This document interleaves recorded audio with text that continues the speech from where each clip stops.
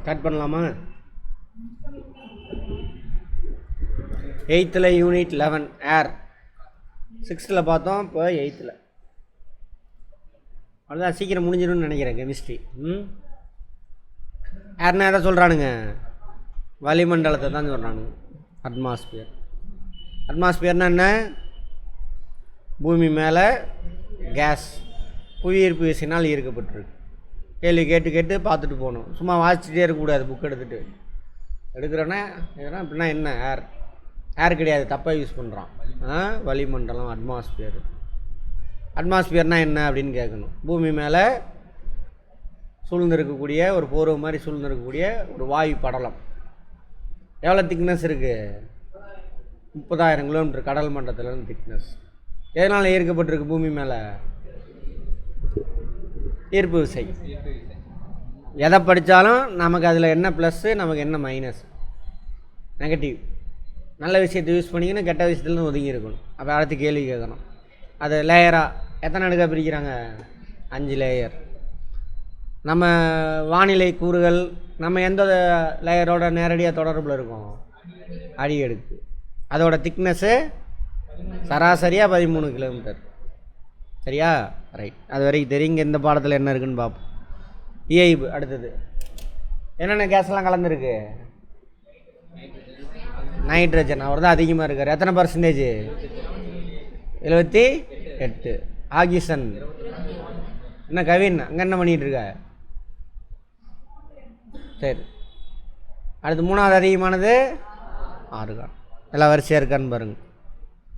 78.09 எக்ஸாக்டாக இந்த புக்கில் போட்டிருக்கு. ரவுண்ட் ஆஃப் பண்ணி நம்ம 78% பார்க்குறோம். Oxygen 20.95%.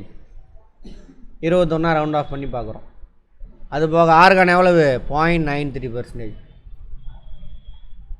Carbon di oxide 0.039 something வரும். ரவுண்ட் ஆஃப் பண்ணி இதில் இப்படி போட்டிருக்கா வேறு புக்கில். எல்லாத்தையும் எதுக்கு பார்க்குறோன்னா, பக்கத்தில் எது இருக்கோ அந்த ஆப்ஷனை. 4 ஆப்ஷன் கொடுத்துருப்பான்ல, இதை ஏதாவது ஒன்று கொடுத்துருப்பான். ஐயோ 0.03 இல்லைன்னு விட்டுட்டு வரக்கூடாது. இவற்றில் ஏதுமில்லை போடக்கூடாது. இதை எடுத்துக்கணும். அதுக்காக தான். மற்ற வாய்க்கெல்லாம் இருக்குது. நம்ம தாவரம் விலங்கு சுவாசிக்கும் பொழுது எதை வெளியிடுது? Carbon di oxide. எதை உள்ளே எழுத்துக்குது? ஆக்சிஜன். அதான் தாவர விலங்கு ரெண்டுமே. ஒளிச்சேரிக்கை இப்போ தாவரம் என்ன எடுத்துக்கும்? அப்போ தான் கார்பன் டை ஆக்சைடு. ரைட். நிறைய மரத்தை வெட்டினதுனால என்ன ஆயிரும்? கார்பன் டை ஆக்சைடு, பசுங்குடில் வாயுவான க்ரீன் ஹவுஸ் கேஸான கார்பன் டை ஆக்சைடை எடுத்துகிட்டு ஆக்சிஜனை வெளியிடக்கூடிய மரத்தை வெட்டிடுறோம் நிறையா. இப்போ அட்மாஸ்பியரில் பசுங்குடில் வாயுவான கார்பன் டை ஆக்சைடு என்ன ஆகும்? அதிகமாக. இவர் தான் என்ன பண்ணுவார்? வெப்பத்தை பிடிச்சி வச்சுக்குவார். அதனால் இவரோட நம்பர்ஸ் அதிகமானதுனால வளிமண்டலத்தில் வெப்பத்தோட அளவு அதிகமாகும். அதுக்கு பேர் என்னது? வளிமண்டலத்தில் வெப்பத்தோட அளவு அதிகமான அதுக்கு பேர் என்ன? புவி வெப்பமயமாதல். இங்கிலீஷில் குளோபல் வார்மிங். அதனால் என்னென்ன எஃபெக்ட்லாம் நிறைய தடவை பேசியாச்சு. அதனால் வெப்பநிலை அதிகம், வளிமண்டலத்தின் வெப்பநிலை அதிகம், குளோபல் வார்மிங். சரி, இந்த கார்பன் டை ஆக்சைடு எங்கே அதிகமாக வெளியிடுது? எங்கெங்கெல்லாம் எரிபொருளை எரிக்கிறோமோ அங்கெல்லாம் வெளியிடும். மெயினாக நம்ம உடம்புல இருந்து ரிலீஸ் ஆகுது. நீங்கள் அங்கெல்லாம் போக வேணாம். எத்தனை கோடி பேர் இந்த பூமிக்கோட கெப்பாசிட்டி? 50 கோடி பேர் பார்த்துருப்போம். ஆனால் இப்போ எத்தனை கோடி பேர் இருக்கும்? 800 கோடி. புரிஞ்சுதா? அப்போ நம்ம உடம்புலலாம் கார்பன் டை ஆக்சைடு ரிலீஸ் ஆகுதுல்ல. அப்போ வளிமண்டலத்தில் கார்பன் டையோட அளவு என்ன ஆயிடுச்சு? பல மடங்கு அதிகமாகிடுச்சு. அதே நேரத்தில் இந்த கார்பன் டை ஆக்சைடை ஆக்சிஜனாக மாற்றக்கூடிய தாவரங்களோட எண்ணிக்கை என்ன பண்ணிட்டோம்? குறைச்சிட்டோம். ஏன்னா வீடு கட்டுறதுக்கு, விவசாயம் செய்கிறதுக்கு என்ன பண்ணிட்டோம்? குறைச்சிட்டோம். அப்போ குளோபல் வார்மிங். அதான் இன்றைய காலகட்டத்தில் காற்றின் தரம் மிகவும் குறைந்துள்ளது. அதுக்கு ஒரே வழி என்ன பண்ணணும்? 800 கோடி 50 கோடியாக மாற்றணும். சரியா? ஆமாம், அதுதான், வேறு வழியே இல்லை. பசுமை இல்ல வாயு, புவி வெப்பமயமாதல், அமிலமலை ஆகியவற்றை ஏற்படும். அமிலமலை ஏற்படுத்தக்கூடிய வாயுக்கள் எது? Sulphur oxide, nitrous oxide, CFC, carbon di oxide எல்லாருமே என்னது? அமிலமலைக்கு காரணம். அட்மாஸ்பியரில் இருப்பாங்க. மழை பொழியும் பொழுது அந்த நீரில் கரைஞ்சி மழை நீர் என்னவா மாற்றிடும்? அமிலத்தன்மை உள்ளதாக மாற்றிடும். அது விழுகும் பொழுது நமக்கு கேன்சர் வரும், பில்டிங்லாம் அரிக்கும், தாவரம்லாம் செத்து போயிடும். அது இல்லாமல் இந்த இது பார்த்தோம்ல ஜியாகிரஃபியில் பவளப்பாறை, அதெல்லாம் அழிஞ்சு போயிடும். அழிஞ்சிருச்சு, நிறைய அழிஞ்சிருச்சு. இதுதான் காரணம், இந்த அமிலமலை தான் காரணம். இது அப்போயே நம்மளும் உணர்ந்துருந்தாங்க. அதனால தான் புது மலையில் நிலையாதராம்பாங்க. புது மலையில் ஏன்னா 3 மாதம் மழை பெய்யலை, நம்ம எரிக்கிறோம்ல, இதெல்லாம் வளிமண்டலத்தில் இருக்கும். புது மலையப்போ ஃபஸ்ட் நாள் மழை பெய்யுதில்ல, அதில் கரைஞ்சி வரும். அப்போ அரை குறையாக மலையில் நனைஞ்சினா அடுத்த நாள் காய்ச்சல் வந்துடும். இந்த இவர் தான் காரணம், அது அமிலமலை தான் காரணம். ஆனால் புது மலையில் நனையாதம்பாங்க. அப்படியே நனைஞ்சால் நல்லா நனைஞ்சிட்டிங்கன்னா சரியாக போயிடும். அரை குறையாக நனைஞ்சிட்டு வந்தீங்கன்னா காய்ச்சல் வந்துடும். ஏன்னா இதுதான் காரணம், அமிலமலை. இவங்க தான், இந்த கேஸ் தான் காரணம். சல்ஃபர் ஆக்சைடு எதில் ரிலீஸ் ஆகும்? நிலக்கரி எரிக்கும் பொழுது மட்டும் இவங்க ரிலீஸ் ஆவாங்க. நிலக்கரி எரிக்கிறப்ப கார்பன் டை ஆக்சைடு வரும், சல்ஃபர் ஆக்சைடு வரும். சரியா? பெட்ரோல் எரிக்கிறனால வாகன புகை, வாகனம் அதிலலாம் nitrous oxide, carbon di oxide release ஆகும். நம்ம உடம்பு எதை வெளியிடுது? Carbon di oxide. இப்படி புரிஞ்சு வாழணும். வாழ்கிறதுக்கு தான் அதை புரிஞ்சுக்கிறோம், மார்க் எடுக்கிறது கிடையாது. நல்லா புரிஞ்சுக்கோங்க, சரியா? இது நல்லா புரிஞ்சு வச்சுருந்தீங்கன்னா மெயின்ஸ் எழுதுறதுனால சும்மா ஜுஜிபி புரிஞ்சதை வச்சு அடித்து நவுத்திட்டு வரலாம். முதல்ல அப்போ தான் கொஸ்டினே புரியும், அது வேறு இப்போல்லாம். மேலும் புவியில் oxygen, nitrogen, carbon di oxide ஆகியவற்றின் பரவலையும் அவற்றின் பண்புகளை பற்றியும் படிக்க இருக்கிறோம். இங்கே ஆக்சிஜன் ஃபஸ்ட்டு நைட்ரஜன் தான் பார்த்துருக்கணும். அதனால் ஆக்சிஜன் எத்தனாவது வாயு? 2வது அதிகமான வாயு நிறைய அடிப்படையில். எத்தனை பர்சன்டேஜ் இருக்குது? 21%. ரொம்ப முக்கியம். எதுக்கு? தாவரங்களும் விலங்குகளும் கார்போஹைட்ரேட்டை உடச்சி அதிலிருந்து வெப்பத்தை எடுக்கிறது. அடுத்த லெவலுக்கு போயிடுவோம், சும்மா அதே பேசிக்கிட்டு இல்லாமல். ஃபஸ்ட்டு கிளாஸ்லேருந்து எல்லோரும் பாருங்கள், கெமிஸ்ட்ரியிலே எடுத்துருப்பேன். அதை பற்றி நடத்தியிருந்தேன்னா ஆமாம், நீங்களும் பாருங்கள். அந்த கெமிஸ்ட்ரி ஆடுறா காலையில் வந்தீங்கன்னா, மதியம் வந்தீங்கன்னா ஜியாகிரஃபி பாருங்கள். காலையில் வரீங்களா? பிஜி அட்மிஷன் ஆகிற வரைக்கும் வருவீங்க. இப்போ அந்த வீடியோலாம் பாருங்கள், அதெல்லாம் பார்த்துட்டு வந்தீங்கன்னா நல்லாயிருக்கும். உலகில் வாழுகின்ற உயிரினங்கள் அனைத்திற்கும் ஆக்சிஜன் தேவை. தாவரம் விலங்கு ரெண்டுக்குமே தேவை. அடுத்தது, ஆக்சிஜன் இல்லாத உலகத்தை நம்மால் நினைத்து கூட பார்க்க முடியாது. பேர் வச்சவர் யார்? ஆக்சிஜனு கண்டறிந்தவர். பேர் வச்சவர் தான் யார்? Lavoisier, ஆண்ட்ரின் Lavoisier. கண்டுபிடிச்சவர் முதல்ல CW ஷூலே தான் கண்டுபிடிக்கிறார். இந்த எரிதலுக்கு துணை புரிவதால் இதனை நெருப்பு காற்று எனவும் அளித்தாங்க. இது இல்லைன்னா எரியாதில்ல. ஃபஸ்ட்டு அது அங்கே தான் எரியுதுன்னு நடத்திட்டு இருந்தான். அப்புறம் தான் கொஞ்சம் அப்படியே நம்ம உடம்பு எரிஞ்சிக்கிட்டு தான் இருக்குது, மைட்டோகாண்ட்ரியால இதுதான் நடக்குது அப்படின்னு கண்டுபிடிக்கிறாங்க. இல்லை பெரிய ப்ராசஸ். செல்லே கண்ணுக்கு தெரியாது முதல்ல, அதுக்குள்ளே போய் எவ்வளோ பெரிய விஷயம். உயிர் வலி அப்படிங்கிறாங்க.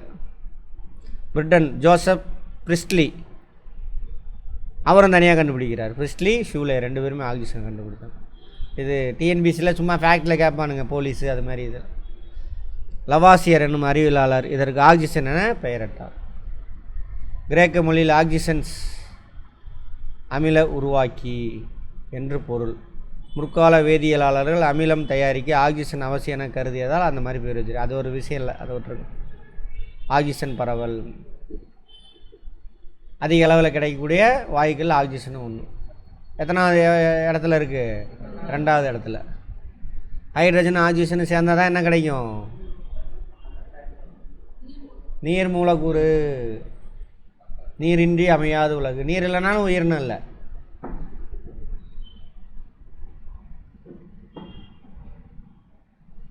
இந்த அண்டம்னா பிரபஞ்சம். ஜியாகிரஃபியில் பார்த்துருப்போம். இந்த வார்த்தையெல்லாம் புரியுன்னா எல்லா சப்ஜெக்ட்டும் தெரிஞ்சிருக்கணும். அதோட பெருசு இல்லை.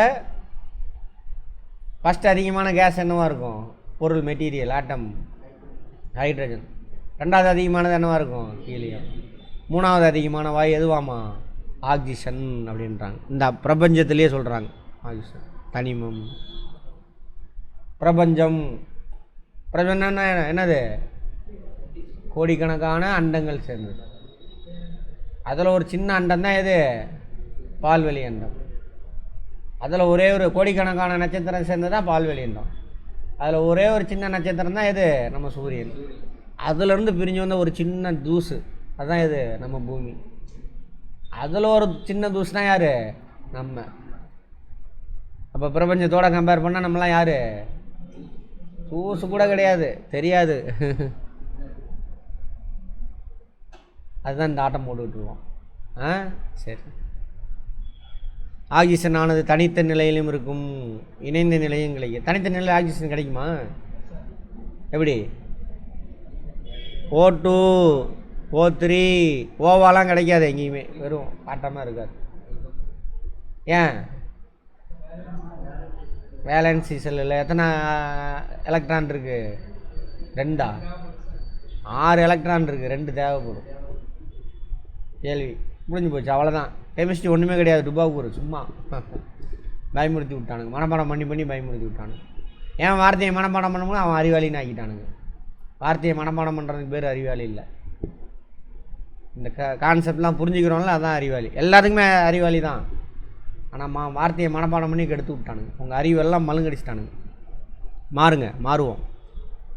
சரி. தனித்த நிலையில் ஈரணு மூலக்கூறுவாக இது உள்ளது. ஆமாவா? இதுதான் ஈரணு மூலக்கூறு. O2வோட அட்டாமிசிட்டி என்ன? அணுக்கட்டு எண் 2. O3யோட அட்டாமிசிட்டி அணுக்கட்டு எண் 3. அதெல்லாம் கவராகி வந்துருச்சுல்ல. தாவரங்கள் குளோரோஃபில் சூரிய ஒளியை பயன்படுத்தி குளுக்கோஸ் தயாரிக்க ஒளிச்சேர்க்கை என்னும் நிகழ்வின் போது அதிகப்படியான ஆக்சிஜன் வெளிப்படுகிறது. ஆமாம் தானே? ஒளிச்சேர்க்கை குளோரோஃபைலில் நடக்கும். கார்பன் டை ஆக்சைடையும் தண்ணியும் எடுத்துக்கும், சூரிய ஒளியை எடுத்துக்கும். கார்போஹைட்ரேட்டையும் எதையும் வெளியிடும்? ஆக்சிஜனையும் வெளியிடும். அதான் சொல்கிறாங்க. அந்த ஃபோட்டோசிந்தசிஸ் ஒரு ப்ராசஸ் நடக்கிறதுக்கு 6 கார்பன் டை ஆக்சைடு வேணும், 6 H2O மாலிகுல். எங்கேருந்து எடுத்துக்கும்? வேறு மூலயமா. H2O molecule வளிமண்டலமா? மண்ணிலேருந்து எடுத்துக்கும். ஒரு சில தாவரம் வளிமண்டலத்துலேருந்து எடுத்துக்கும். மேலெல்லாம் தொங்க விடுறோம் வீட்டில், சொத்து கத்தாலையும் தொங்க விடுவாங்களே, சொத்து கத்தாலை தானே அது. அது எங்கே எப்படி சார் வளருது? வளிமண்டலத்துலேருந்து எடுத்துக்கும். ஒரு சில வீட்டில் என்ன ஆகும்? அது வளராது. அப்போனா அங்கே அந்த வீட்டுக்குள்ளே, அந்த ரூமுக்குள்ளே என்ன இல்லைன்னு அர்த்தம்? ஒன்று லைட்டே சுத்தமாக இல்லாமல் இருக்கும், அல்லது ஈரப்பதம் இல்லைன்னு அர்த்தம். அதனால் வளராது. Very simple.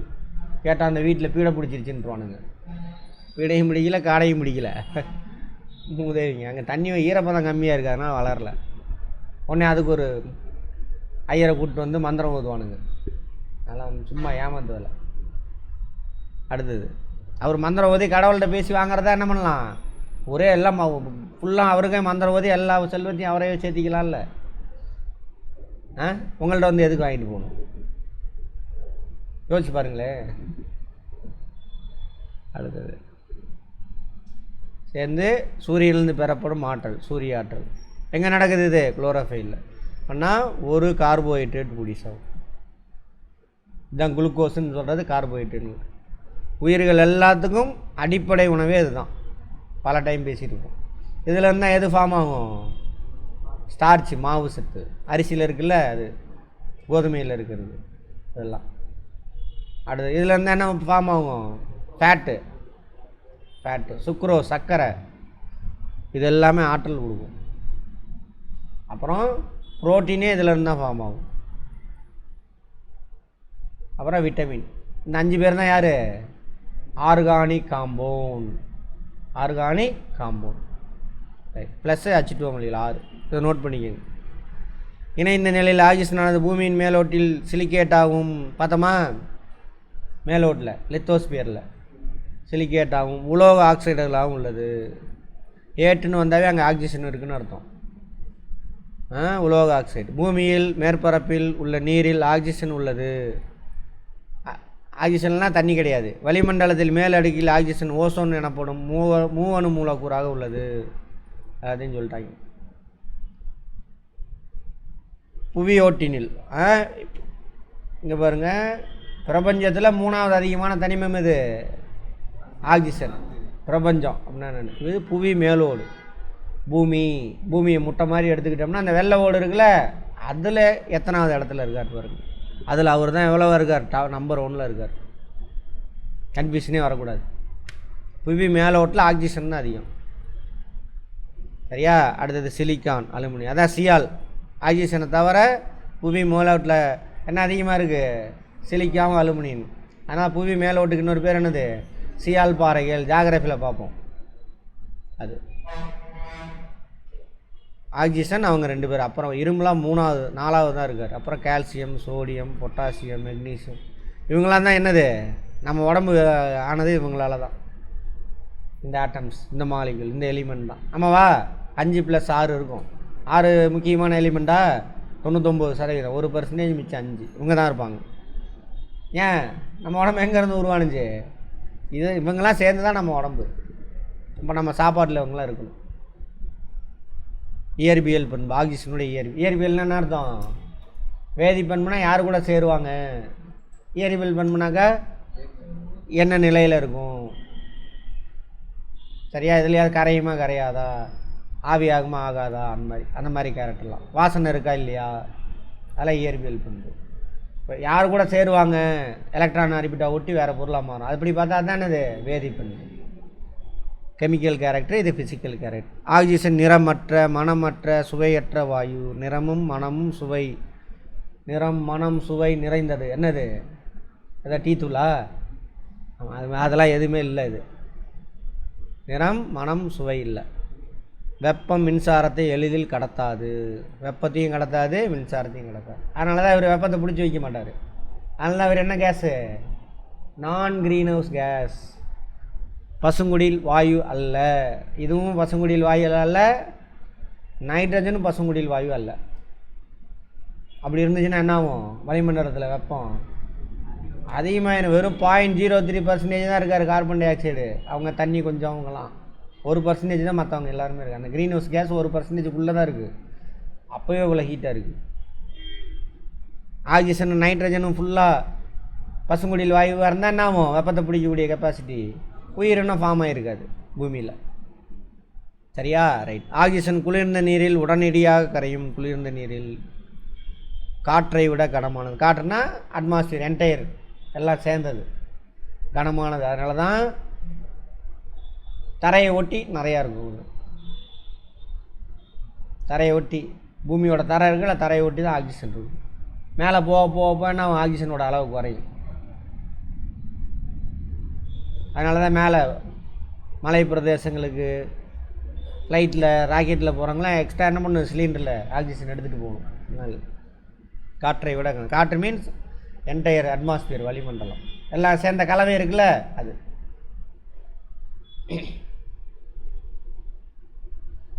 ஆக்சிஜனானது நைட்ரஜனை விட 2 மடங்கு நீரில் அதிகமாக கரையும் தன்மையுடையது. முன்னாடி போன இதுலேயே பார்த்தேன், 6th.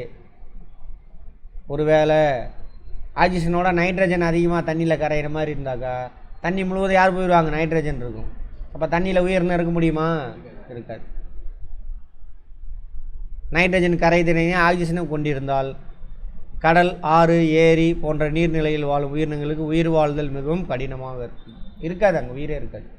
அதுக்கு ஈக்குவலாக இருந்தாலே போதும். ஏன்னா அட்மாஸ்பியரில் யார் அதிகமாக இருக்கா? நைட்ரஜன். அவர் ஃபுல்லாக இடத்தையும் பிடிச்சிக்குவார். இவர் வெளியில் ஓடியாந்துருக்கும். ப்ராக்டிக்கலாக பாருங்கள், படிக்காதீங்க தயவு செஞ்சு, கற்பனை பண்ணுங்கள். அதிக அழுத்தம் குறைந்த வெப்பநிலைக்கு உட்படுவோம் திரவமாக மாறும். ஆமாவா? அழுத்தம் கொடுத்தா வாயு நெருங்கி வரும்ல. வெப்பநிலையை குறைச்சாலும் என்ன ஆகும்? நெருங்கி போயிடுவாங்க. மாலிகுல்லாம் தள்ளி தள்ளி இருக்கிற மாலிகுல்லாம் என்ன ஆகும்? நெருங்கி வந்துடுவாங்க. நெருங்கி வந்தால் என்ன ஆயிரும்? லிக்விடாக மாறிடுவாங்க. இன்னும் டெம்பரேச்சரை குறைச்சிங்கன்னா சாலிடாக கூட மாற்ற முடியும். எப்படி carbon di oxide -57 degree Celsius கொண்டு போனால் என்ன ஆயிரும்? சாலிடாக மாறுதில்ல, அது மாதிரி இதையும் மாற்ற முடியும். அந்த மாதிரி ஆக்சிஜன் வேதிப்பண்பு. யார் கூடலாம் வினை புரிவாங்க? கெமிக்கல் ரியாக்ஷன் அதிகம் ஆக்சிஜனுக்கு. சரியா? சரி. எரியும் தன்மையற்றது, ஆனால் இது பிற பொருட்களின் எரிதலுக்கு துணை புரியும். இது வெப்பத்தை வெளியிடாது. எரியும் தன்மையற்றதுனா இது வெப்பத்தை வெளியிடாது. வேற ஒருத்தர் கூட சேரும்பொழுது அவங்க வெப்பத்தை வெளியிடுவாங்க. அதான் அர்த்தம். சரியா? ரைட். ஆக்சிஜனுக்கு தானாகவே தீப்பற்றி எரியும் தன்மை இருந்தால் நமது வளிமண்டலத்தில் ஆக்சிஜன் முழுவதும் எரிய ஒரு தீக்குச்சி போகும். ஆமாம் தானே? ஆக்சிஜன் ஒரு வேளை பற்றிக்கிச்சு, டேரெக்டாக பற்றி எரிய ஆரம்பிச்சதுன்னா நான் 21% இப்படிங்கிறதுக்கு ஆக்சிஜன்லாம் தீர்ந்து போயிடும். கார்பன் டை ஆக்சைடாக மாறிடும். ஒரு தீக்குச்சிலாம் தேவையில்லை. அந்த கரண்ட் பெட்டியிலேருந்து ஒரு தீ பொறி வந்தால் போதும். லைட்டிலேருந்து வருதில்ல ஒரு பொறி, அது வந்தால் போதும், என்டையர் ஆக்சிஜன் காலி ஆயிடும். அதான் சொல்கிறாங்க. தானாக எரியாது, எரிதலுக்கு துணை புரியும். இவர் போய் அவர் கூட சேரும்போது அவர் வெப்பத்தை வெளியிட்டுவார். கார்பன்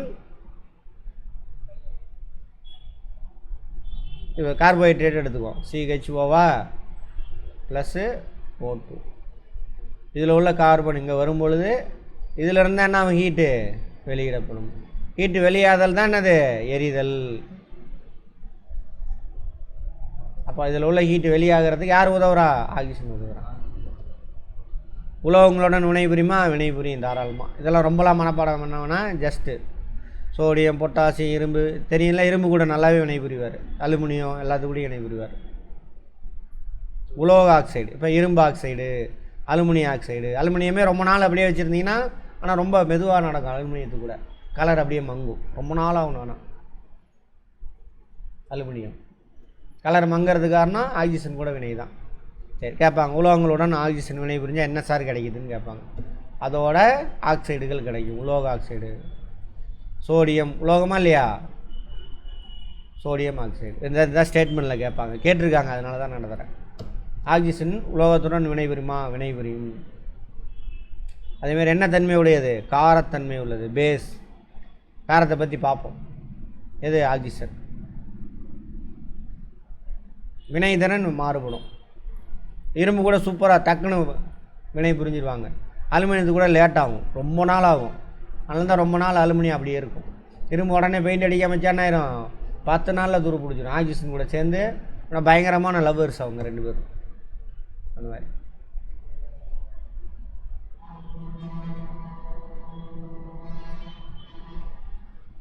புரிஞ்சுக்கணும், மனப்பாடம் பண்ணக்கூடாது. வினைத்திறன் எவ்வளோ குயிக்காக வினை புரியுது. அரை வெப்பநிலையில் என்ன ஆயிருமா, பொட்டாசியத்து கூட வினை புரிஞ்சிடுவார். மெக்னீசியத்து கூட இது பண்ணால் லைட்டாக ஹீட்டு கொடுக்கணும், மெக்னீசியம் ஆக்சைடாக மாறும். கால்சியம் கூட மெதுவாக, அதுக்கும் வெப்பம் கொடுத்தாகணும். அதே இவங்க கூடலாம் பெரஸு, காப்பரு, ஏஜின்னு என்னது, சில்வர், அவங்கக்குள்ள வினைபுரினா என்ன ஆகணும், ஹீட்டு நிறையா அதிக வெப்பம் கொடுக்கணும். சில்வர்னால் இது வெள்ளி இருக்குல்ல, அது அதனால் வெள்ளி அவ்வளோ சீக்கிரம் ரியாக்ட் பண்ணாது. வெள்ளியை நம்ம ஆவரணமாக யூஸ் பண்ணுறோம். அந்த மாதிரி AuPT, ஏயுன்னா என்ன, கோல்டு, அதிக வெப்பம் கொடுக்கும். PT platinum. அதனால தான் இவங்க அப்புறம் வேறு இவங்க இல்லை நம்ம ஆபரணம் யூஸ் பண்ணுறோம். ஆக்சிஜன் கூட அவ்வளோ சீக்கிரம் வினை புரிய மாட்டாங்க, லேட்டாகும், நிறைய ஹீட்டு குடிக்கும். அவ்வளோதான். அலோகம், அலோகங்களுடன் உலோக அளவெல்லாம் தெரியும்ல, hydrogen, nitrogen, carbon, sulphur, phosphorus எல்லாத்து கூடயும் வினை புரிவாங்க. அமிலத்தன்மை வாய்ந்த அலோக ஆக்சைடை உருவாக்கும். அந்த அலோக ஆக்சைடு எப்படி இருக்கும், அமிலத்தன்மையாக இருக்கும். உலோக ஆக்சைடு எப்படி இருக்கும், காரத்தன்மையாக, உலோக காரத்தன்மை. அதை பிடிச்சிக்கங்க. அமிலமும் அப்படியே ஆப்போசிட்டு, ஒருத்தர் ப்ளஸ்ஸு இன்னொருத்தர் மைனஸ். இப்போ இது ரெண்டையும் மிக்ஸ் பண்ணோம்னா உப்பு கிடைக்கும். அமிலத்தையும் காரத்தையும் மிக்ஸ் பண்ணோம்னா உப்பு கிடைக்கும். அந்த செயலுக்கு பேர் என்னென்னு பார்த்தோம், நடுநிலையாக்கம். இங்கிலீஷில் நியூட்ரலைசேஷன், நியூட்ரல், நடுநிலையாக்கம். சும்மா புரிஞ்சிட்டு வாங்க, ஒன்றுமே கிடையாது.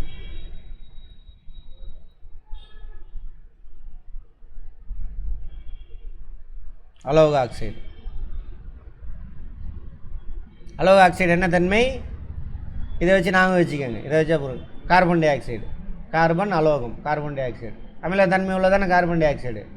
அதனால தான் இதில் கார்போனிக் ஆசிட்டு அமிலமலைக்கெலாம் காரணமாக இருக்குது. Carbon di oxide, nitric oxide, sulphur oxide, phosphorus, ட்ரைனா 3ன்னு அர்த்தம் ஆக்சைடு, பென்டா அப்படின்னா 5ன்னு அர்த்தம் பென்டா ஆக்சைடு. இதெல்லாம் ஹைட்ரோ கார்பன். இதெல்லாம் ஹைட்ரோ கார்பன் மெழுகுவத்தியிலேருந்து, சாண எரிவாயிலிருந்து, டீசலு, பெட்ரோலு இதெல்லாம் எரிக்க பயன்படும் எல்லாமே hydro carbon. Gas, natural gas எல்லாமே ஹைட்ரோ கார்பன்.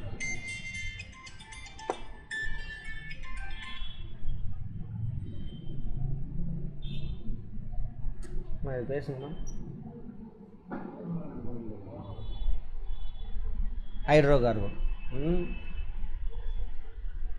யாருன்னு கேளுங்க. ஆக்சிஜன் ஹைட்ரோ கார்பன்களுடன் வினை புரிந்து எரிஞ்சால் என்னென்ன கிடைக்கும்? அது எரியனால தான் ஹீட்டு கிடைக்குது. ஓகே, அதை விட்டுருங்க. அது இல்லாமல் வேறு என்னென்ன கிடைக்கும்? கார்பன் டை ஆக்சைடு கிடைக்கும். கார்பன் டை ஆக்சைடு கிடைக்கும். அப்புறம்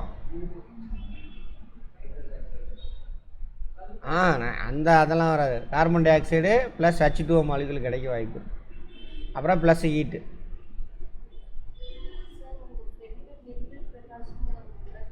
சரி சரி, ஓகே. கிளாஸில் இருக்குன்னு சொல்லிட்டீங்களா? எத்தனை மணிக்கு கால் பண்ண சொன்னீங்க? சரி.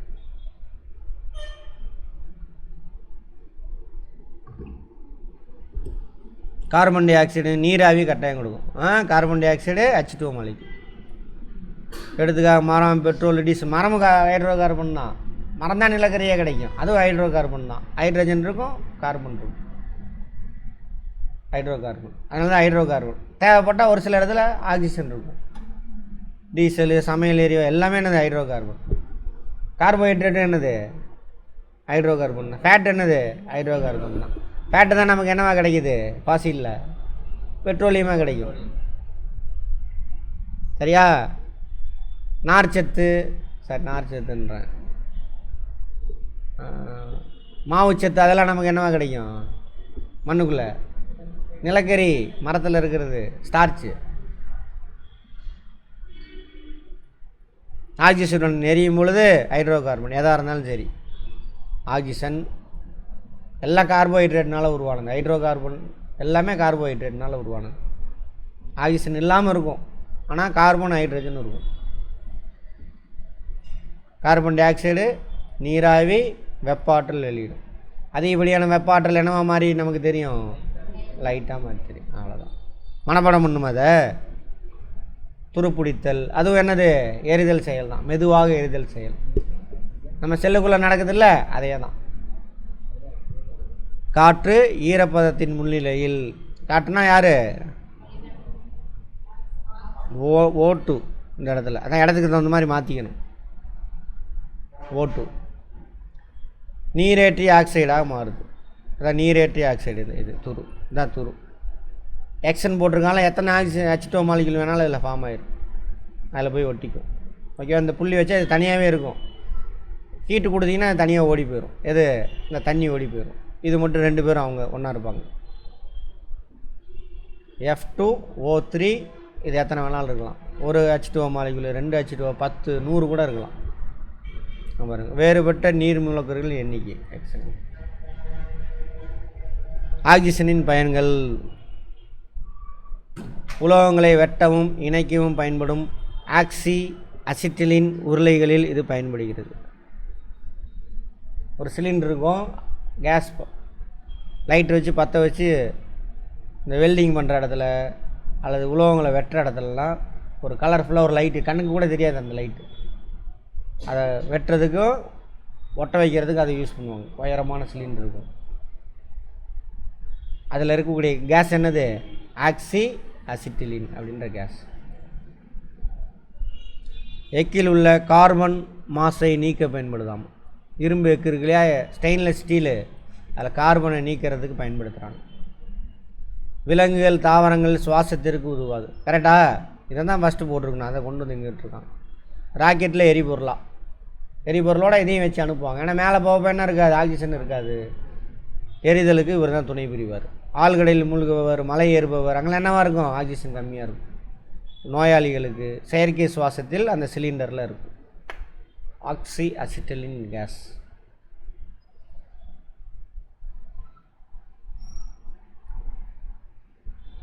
இந்த மாதிரி வைப்பாங்க. ஆக்சி அசிட்டிலின் அந்த கேஸ் தான் அது.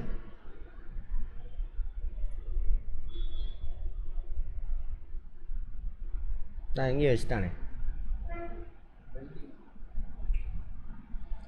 கரித்தூளுடன் ஆக்சிஜன் இணைந்து வெடிபொருள் தயாரிக்கப்படுகிறது. அப்போ தான் பற்ற வச்சோடனே ஆக்சிஜன்லாம் என்னவாது? எரியாது. உள்ளே பேக் பண்ணி தானே வச்சுருக்கான். அதுக்குள்ளே ஆக்சிஜன் கொஞ்சம் மிக்ஸ் ஆகிருக்கும். அதாடி மெத்தனால் அமோனியா தயாரிக்க, மெத்தனால் மற்றும் அமோனியா தயாரிக்க பயன்படுகிறது. இது பயன்படுதான். அமோனியா எதுக்கு தேவை? புரோட்டீன், அதாவது யூரியா தயாரிக்கிறது தேவை.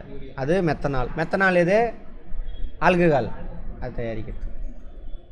நைட்ரஜன் ரெண்டாவது அதிகமானது. இப்போ என்ன பார்த்தோம்? ஆக்சிஜன்னா என்ன, பூமியில் எவ்வளோ இருக்குது, பிரபஞ்சத்தில் எவ்வளோ பர்சன்டேஜ் இருக்குது, எவ்வளோ இருக்குது, பூமியோட மேலோட்டில் எவ்வளோ இருக்குது, அதெல்லாம் பார்த்தோம். அப்புறம் அதோட ஃபிசிக்கல் கேரக்டரு, கெமிக்கல் கேரக்டர் பார்த்தோம்.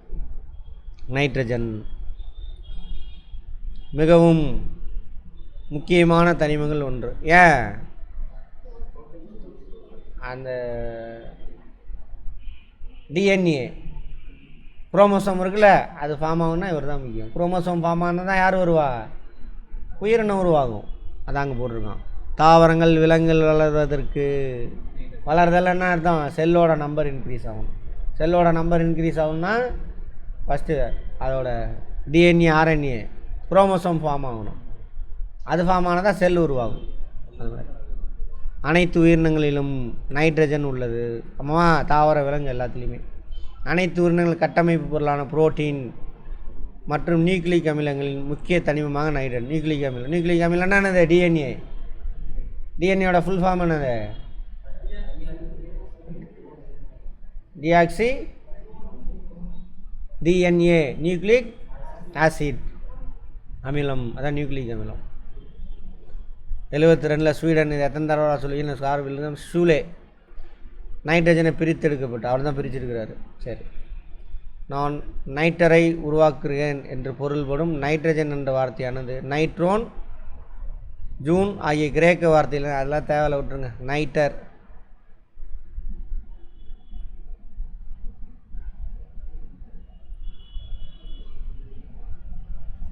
நைட்ரஜன் பரவல். 4வது அதிக அளவில் காணப்படும் தனிமம் நைட்ரஜன். நம்ம உடம்புல மனித உடலில் மொத்த நீரில் 3% இருக்குமா. எங்கே இருக்கும்? அதுவும் டிஎன்ஏவில் தான் இருக்கும். நமது அண்டத்தில் பரவலாக 7வது இடத்தில் காணப்படுது. அண்டத்தில், யூனிவர்ஸ். 3வது இடத்துல யார்? ஆக்சிஜன். நம்ம உடம்புல எத்தனாவது இடத்துல இருக்கார்? 4வது இடம். சனிக்கோளின் துணைக்கோள்களில் பெரிய துணைக்கோளான டைட்டன், சனிக்கோள் பார்த்தோமா, சாட்டன் எத்தனாவது? சூரியன்லேருந்து எத்தனாவது இடத்துல இருப்பாங்க? 6வது இடம். அதில் பெரியது துணைக்கோள் டைட்டன், சனிக்கோளில். அதில் அதோட வாயு மண்டலத்தில், அதுக்கு வளிமண்டலம் நிறையா இருக்குது அப்படின்னு பார்த்தோம். அதுலேயும் 98% நைட்ரஜன் இருக்காமா. நம்ம வளிமண்டலத்தில் தனித்த நிலையில் N2 இருக்குது.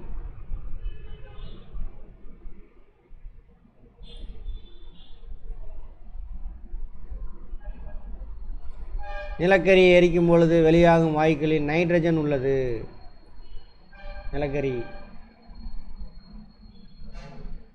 சல்ஃபர் தான் இருக்கும், நைட்ரஜன் இருக்கா? சரி, பார்ப்போம். அதான் நைட்ரஸ் ஆக்சைடு. இணைந்த நிலையில் பொட்டாசியம் நைட்ரேட், சோடியம் நைட்ரேட் எனும் chilli salt Peter. Sodium nitrate, chilli salt Peter, அதோட காமன் மேன் யூஸ் பண்ணக்கூடிய வார்த்தை. கரிம பொருள், புரதம், என்சைமு, நியூக்ளிக் ஆசிட், அது தெரியும். அதெல்லாம் என்ன இருக்குது? என்சைம்லேயும் இருக்காமா. என்சைம் யார்? நொதியிலையும் இது இருக்குது. நொதிக்கு என்ன தேவை? நைட்ரஜன் தேவை அப்படின்றாங்க. இயற்பியல் பண்புகள் அதுவும் அதே கதை தான். திடம், மனம், சுவை இல்லை. நிறமற்றது, மனமற்றது, சுவையற்றது. காற்றை விட சிறிதளவு லேசானது. காற்றை விட கனமானது எது? ஆக்சிஜன். இது லேசானது. இது எங்கே யூஸ் பண்ணுறாங்க? இந்த கான்செப்ட் வச்சு எங்கே யூஸ் பண்ணுறாங்க கேட்பான். எல்லோரும் பைக் வச்சுருக்கீங்களா? பைக் வச்சுருக்கீங்களா இல்லையா?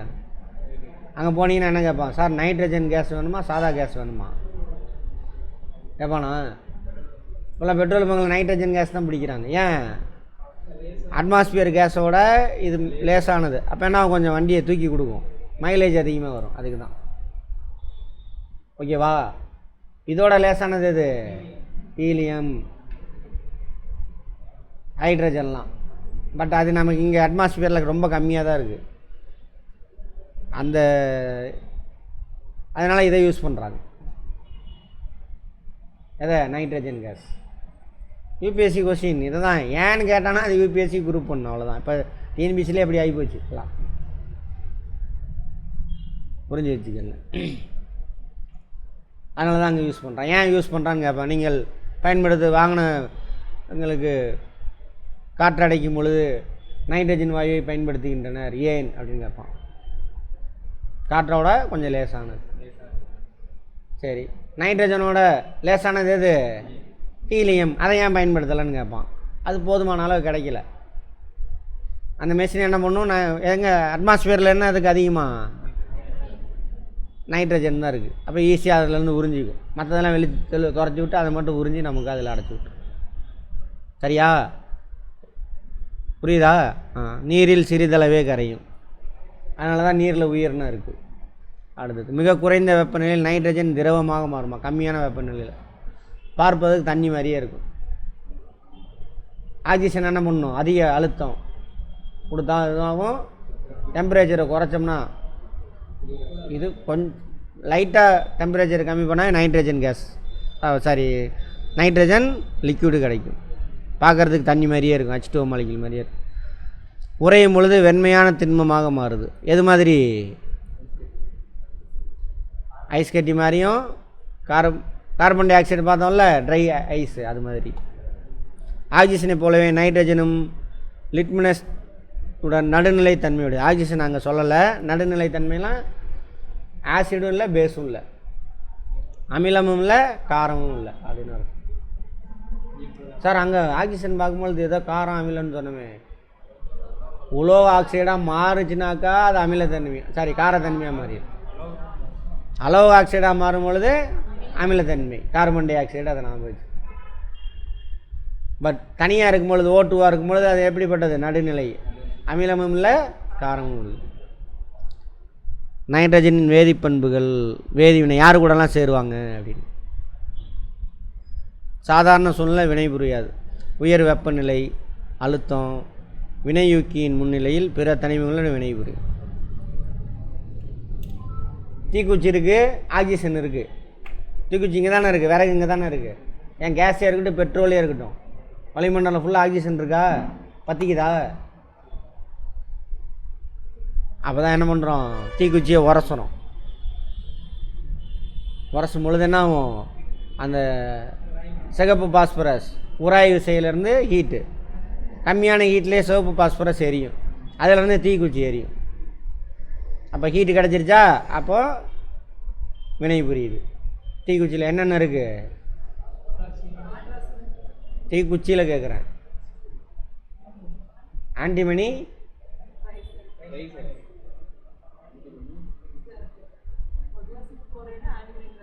சத்தமா, பொட்டாசியம் குளோரைடா, ஆன்டிமனி ட்ரைசல்ஃபேட். அவங்க கூட சேர்ந்து வினை, ஹீட்டு கிடச்சோடனே அவங்க கூட சேர்ந்து வினை புரியுறாங்க. அதனால தான் அவங்க எரியிறாங்க. அதான் சொல்கிறாங்க எரிதல். எரிதல் என்னது? ஆக்சிடேஷனா ரிடக்ஷனா? ஆக்சிடேஷன். ஆக்சிஜன் ஏற்ற வினை. நைட்ரஜன் தானாக எரிவதில்லை. இங்கேயா மற்றும் எரிதல். இப்போ நம்ம ஆக்சிஜன் விட்டுட்டு வந்துட்டோமா? சரி, அது அதிக அழுத்தம் அந்த இடத்துல இருக்கும். சரி, நான் ஆக்சிஜனை நினச்சிட்டே நடத்திட்டு இருக்கிறேன். அது எரிதல். நைட்ரஜன் தானாக எரிதாது, எரிதலுக்கு துணை புரிவதும் இல்லை. எனவே காற்றிலுள்ள நைட்ரஜன் எரிதலை கட்டுப்படுத்தும். எரிதலுக்கும் துணை புரியாது, எரியும், வெப்பத்தையும் வெளியிடாது, கட்டுப்படுத்தும். உலோகங்களுடன் வினைபுரியுமா? உயர் வெப்பநிலையில் தான் வினைபுரியும்னு பார்த்தோம். உயர் வெப்பநிலை, உயர் அழுத்தம் இருக்கணும். உலோக நைட்ரைட்டுகளை கொடுக்குது. உலோக நைட்ரைட், உலோகம் நைட்ரஜன் சேர்ந்து உலோக நைட்ரைட். எடுத்துக்காட்டு கால்சியம் நைட்ரேட். தேவையில்ல, அது பெரிய விஷயம் இல்லை, விட்டுருங்க. அலோகங்களுடன் வினை, இதுவும் அதே மாதிரி தான். அதை பார்த்தோம்ல, நைட்ரஜன் அவ்வளோ சீக்கிரம் மற்றவங்களோட வினை புரியாது. அதுக்கு ஸ்பெஷல் சுச்சுவேஷன் வேணும். தீக்குச்சி கூட தப்பாக சொல்லி கொடுத்துட்டான், அது ஆக்சிஜன் நினைச்சு சொல்லி கொடுத்துட்டான். அதுக்கு ஸ்பெஷல் அதிக வெப்பநிலை இருக்கணும், அல்லது அதிக அழுத்தம் கொடுக்கணும். அப்போ தான் இன்னொரு பொருளோட வினை புரியும் நைட்ரஜன். சரியா? அடுத்தது ஹைட்ரஜன், ஆக்சிஜன் போன்ற நைட்ரஜன் அதிக வெப்பநிலையில் வினை புரிந்து அவற்றின் நைட்ரேட்டை தருது. அமோனியா. NH3 யார் கூட சேர்றாரு? ஹைட்ரஜன் கூட சேர்ந்து NH3. பயன்கள்: திரவ நைட்ரஜன் குளிர் சாதன பெட்டியில் குளிரூட்டியாக பயன்படுது. இதுக்கு முன்னாடி யாரை பார்த்தோம்? குளிரூட்டியா கார்பன் டை ஆக்சைடு பயன்படுத்துவாங்க, இதையும் பயன்படுத்துகிறாங்க. சில வேதி வினைகள் நிகழ்வதற்கு தேவையான மந்தத்தன்மை நிலவ செய்யுது. மந்தத்தன்மை ரியாக்ஷன், இன்னொரு பொருள் கூட ரியாக்ஷன் பண்ணாமல் ஒரு தடுத்துக்குவார். இப்போது ABC இவர் ஏ கூட பயங்கரமாக வினை புரிவார், ஆனால் நம்ம இவரை சி கூட சேர்த்து விடணும். அப்போ ஏ கூட சேராமல் என்ன பண்ணுவார்? தடுத்து வைப்பார், மந்தத்தன்மையை உருவாக கேட்டலிஸ்ட்டாக பயன்படும் அப்படின்றாங்க. அடுத்து அமோனியா தயாரிக்கிற முறைக்கு பேர் என்ன? ஹேபர் முறைன்னு பார்த்தோமா. ஹேபர் முறையில் எதை வந்துட்டு வினையூக்கியாக பயன்படுத்துவாங்கன்னு பார்த்தோம்? இரும்பு, உலோக இரும்பு. ஓகே, ஹேபர் அமோனியா தயாரிப்பு. அமோனியாவோட ஃபார்முலா அது எதுக்கு தேவை? Ammonia NH3. எதுக்கு? யூரியா தயாரிக்க. யூரியாவிலேருந்து தாவரம் என்ன தயாரிக்கும்? புரோட்டீன். புரோட்டீன். இம்முறை மூலம் தயாரிக்கப்படும் அமோனியா உரங்கள் தயாரிப்பிலும் நைட்ரிக் அமிலம் தயாரிக்கிறதும் யூஸ் ஆகும்.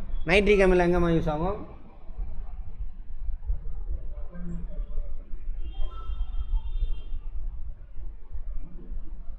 இது வாகனம் டயர்களில் நிரப்பப்படுது. இப்போ தான் பேசணும்.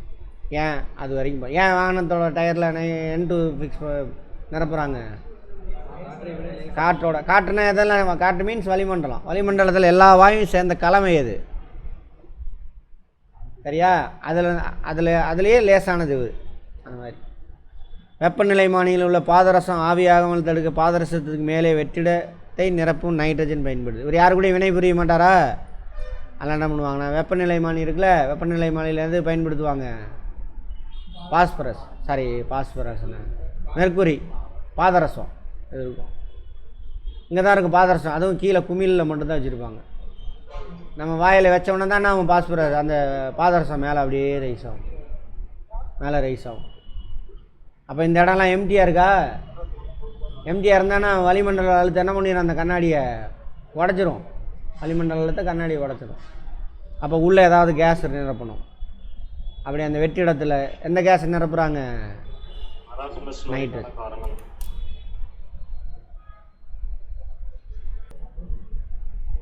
இதான் அந்த பாதரசம் யூஸ் பண்ணுவாங்கன்னா ஆல்கஹால் யூஸ் பண்ணுவாங்க. கலர் கொடுத்து ஆல்கஹால் யூஸ் பண்ணுவாங்க. பாதரசம்னா வெள்ளையாக இருக்கும். ஏன் பாதரசத்தை இங்கே யூஸ் பண்ணுறாங்க? இந்த இதெல்லாம் தெர்மோமீட்டரில் அது திரவ நிலையில் இருக்கக்கூடிய உலோகம், அது வெப்பத்தை கடத்தாது. சரியா? வெப்பப்படுத்தும் பொழுது சீரானாவும் விரிவடையும். எவ்வளோ டெம்பரேச்சர் கொடுத்தாலும் சரி சீராக விரிவடையும். அதான் காரணம். பாதரசம் தான் பாதரசங்க பாருங்க. இதுதான் என்ன ஆகுது? நம்ம வாயில் வச்ச உடனே ஹீட்டு அதை எடுத்துக்கிட்டு விரிவடையும். அப்போ மேலே போயிட்டே இருக்கும். அப்போ இங்கே இருக்குது. மற்ற நேரத்தில் என்ன இருக்கும்? இவ்வளோ உண்டு தான் இருக்கும். இந்த இது வரைக்கும் தான் இருக்கும். அப்போ இங்கே எம்டியாக இருக்குல்ல, எம்டியாக விட்டான்னா வளிமண்டல அழுத்தம் அதை உடச்சி போடும் கண்ணாடியை. உள்ளே கேஸ் வைக்கணும். அந்த கேஸ் ஆனால் வேறு யாரு கூட ரியாக்ட் பண்ணாமல் இருக்கணும். இவர் தான் என்னது? அதிக டெம்பரேச்சர் கிடைச்சா தான் ரியாக்ட் பண்ணுவார். அதனால் இவர் உள்ளே அடைச்சி வச்சுட்டாங்க. எல்லாம் எப்படி சுற்றிலும் உள்ளதை புரிஞ்சுக்கிட்டு அதெல்லாம் தயாரிக்கிறாங்க. புரிஞ்சுதா? அடுத்தது பலவிதமான வெடிபொருட்கள் ஆகிய TNT, நைட்ரோகிளிசரின், நைட்ரோடோலுவியன் வெடிபொருள், பாம், நைட்ரோகிளிசரின், துப்பாக்கி வெடிமருந்து ஆகியவை நைட்ரஜனை கொண்டு தயாரிக்கப்படுகிறது. வெடிமருந்து தயாரிக்கல ஆக்சிஜன் யூஸ் ஆகுது, நைட்ரஜன் யூஸ் ஆகுது. சரியா? அந்த மாதிரி உணவுப் பொருட்களை பதப்படுத்துதல், துருப்பிடிக்காத இரும்பு தயாரித்தல், தீ விபத்து போன்ற பேராபத்துகளை குறைத்தல், வெப்பத்தினால் ஒளிரும் விளக்குகள் போன்றவற்றில் நைட்ரஜன் பயன்படுத்தாம். உணவு பதப்படுத்தல் பார்த்தோம்னா என்னது? டெம்பரேச்சரை குறைக்கும் பொழுது கூலிங்காகி லிக்விடாக மாறும். அந்த ஃப்ரீசரில் அதெல்லாம் யூஸ் பண்ணுறாங்க. அப்புறம் தீ விபத்து ஏற்படாமல் அந்த ஃபயர் எக்ஸ்டிங்விஷர் இருக்குல்ல, அதில் பயன்படுத்துவாங்க. ஏன்னா இவர் வந்துட்டு வெப்பத்தையும் எரியவும் மாட்டார், எரிதலுக்கு துணையும் புரிய மாட்டார். அந்த கேஸ் அங்கே அடைச்சி வச்சுருப்பாங்க. அங்கே தீ பிடிக்காம இருக்குன்னு அந்த கேஸ். அல்லது அந்த ஃபயர் எக்ஸ்டிங்விஷர் இருக்குல்ல, தீ அணைக்கிறதுக்கு இந்த கேஸ் யூஸ் பண்ணுவாங்க. துருப்பிடிக்காத இரும்பு தயாரிக்கிறதுல யூஸ் ஆகுதாம்மா, எப்படின்னு தெரியல. வினை புரிய மாட்டார், அது தெரியும். ஸோ ஆக்சிஜன் எல்லாமே எதாவது பண்ணுவாங்க. ரைட். எஸ்எஸ். அதேமாதிரி வெப்பத்தினால் ஒளிரும் விளக்குகள் போன்றவற்றை நைட்ரஜன். வெப்பத்தினால் ஒளிரக்கூடிய விளக்கு, இந்த பல்பு இருக்குல்ல, பல்புக்குள்ளே கேஸ் அடைச்சிருப்பாங்க, நைட்ரஜன். டயர்களில் அழுத்தப்பட்ட காற்றுக்கு பதிலாக நைட்ரஜன் நிரப்படுது, ஏன் அப்படின்னு கேள்வி. என்ன எதனால்? அட்மாஸ்பியரோட இது லேசானது. சரியா? ரைட். நிலை நிறுத்தம் பார்த்துட்டோமா? எங்கே பார்த்தோம் நிலை நிறுத்தம்? ஃபிக்சேஷன். ஒரு சில பூஞ்சைகள், ஒரு சில பாக்டீரியா மண்ணுலேயும் இருப்பாங்க, செடியோட ஒரு சில வேர்லேயும் இருப்பாங்க. இவங்க என்ன பண்ணுவாங்க, வளிமண்டலத்தில் இருக்கக்கூடிய நைட்ரஜனை நைட்ரேட்டாக மாற்றுவாங்க. வளிமண்டலத்தில் இருக்கக்கூடிய நைட்ரஜனை அப்படியே தாவரம் எடுத்துக்காது, நைட்ரேட்டாக மாற்றுவாங்க. ஏட்னா ஆக்சிஜன் கூட சேர்ந்து வேறு ஒரு பொருள் அயனி மாற்றின ஒன்று தாவரத்தோட வேறு என்ன பண்ணும், அதை மண்ணிலேருந்து உறிஞ்சிக்கும். உறிஞ்சி இலைக்கு கொண்டுட்டு போய் கார்போஹைட்ரேட்டை வச்சு அதுக்கப்புறம் அதை புரோட்டீனாக மாற்றிக்குவாங்க, அமினோ ஆசிட்டாக மாற்றுவாங்க, அப்புறம் அது புரோட்டீனாக மாறும். சரியா? அப்போ வளிமண்டலத்தில் இருக்கக்கூடிய நைட்ரஜனை தாவரங்கள் அப்படியே எடுத்துக்க முடியாது, அதை மண்ணில் நிலை நிறுத்துதல், நைட்ரேட்டாக மாற்றி மண்ணில் விடுவாங்க. அந்த செயலுக்கு பேர் என்ன?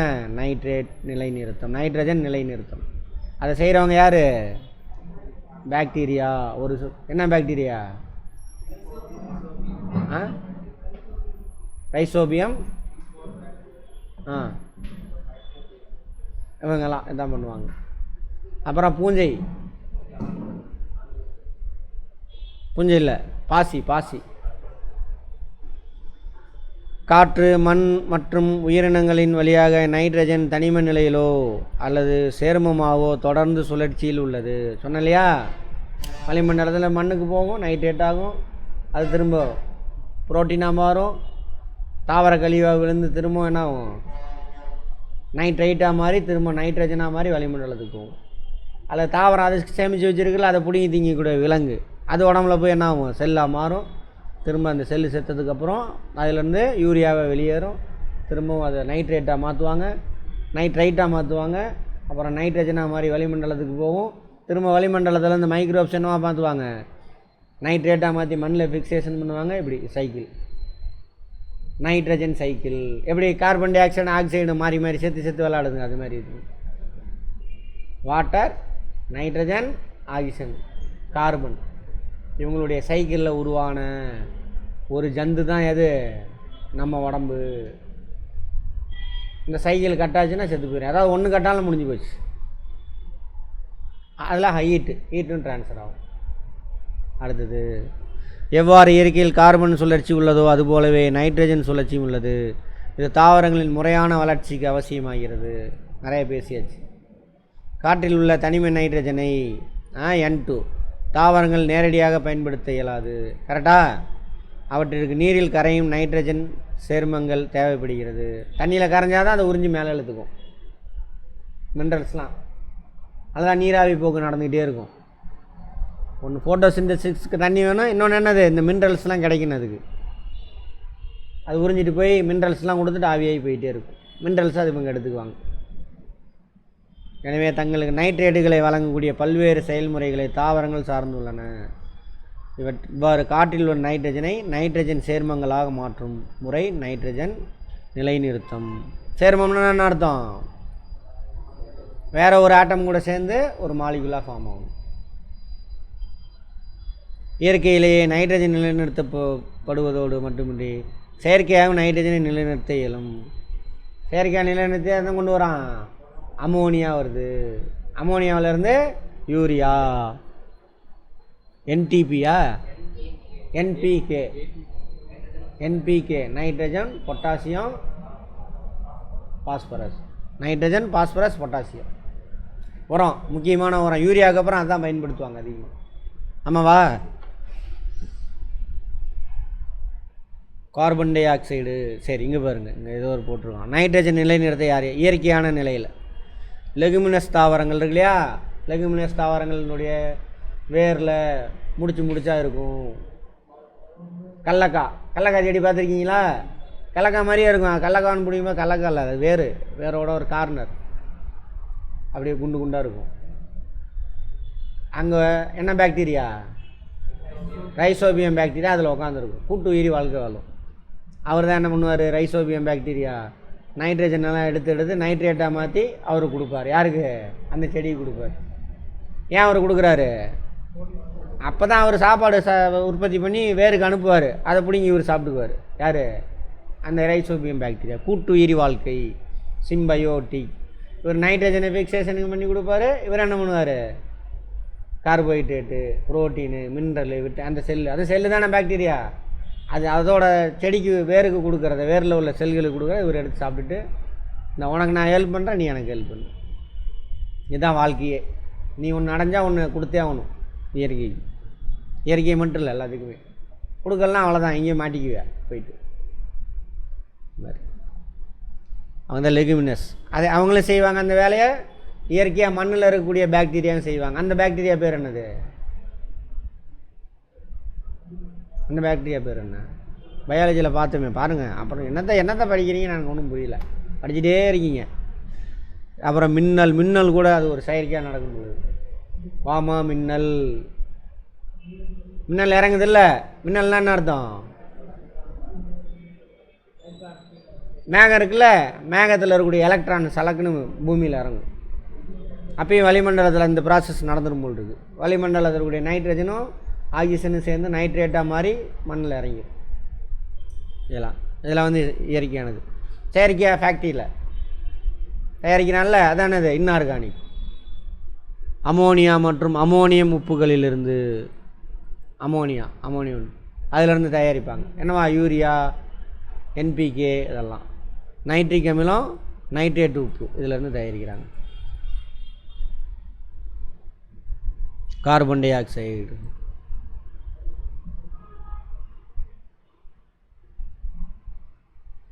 போதும் இன்னைக்கு.